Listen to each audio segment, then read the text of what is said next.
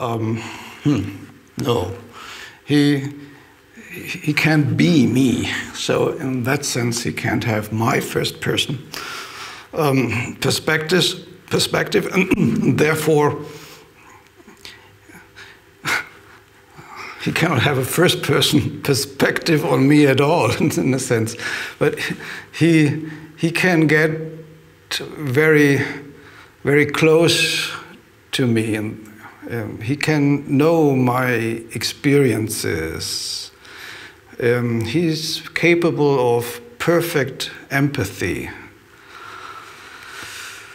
And that should suffice to pretty much know how it is to be me, but not from a first-person perspective, of course, but nevertheless in a very, very close sense. I'm looking for a comparison. Take a novelist. He invents characters, and he gets into the minds of the characters he invents, and he can describe their minds. He's not just observing behavior or physical brain states or anything. Those he's not observing at all. He's really as close as someone else can be to his characters. Now, God created us. So in a way, he's like a novelist who creates characters. He created us real human beings.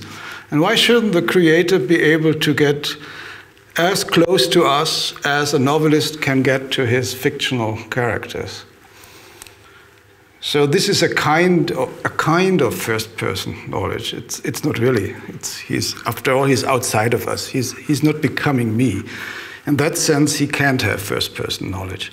But in this other kind of first-person knowledge, from, so to speak, from a novelist's point of view, he can have it. Yeah, and that seems to me close enough to really know all about me.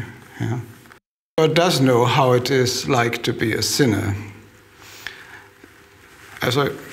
Like a novelist can perfectly describe a sinner from the inside. How a sinner thinks, how a sinner feels, all this is perfectly present to God, although he is quite incapable of being a sinner himself. So you see, a novelist may be quite incapable of doing what he describes his characters to be doing, but nevertheless, in his imagination, he can completely comprehend their motives and how they tick. And I think God can do that, and he knows perfectly well how a sinner feels. And yeah.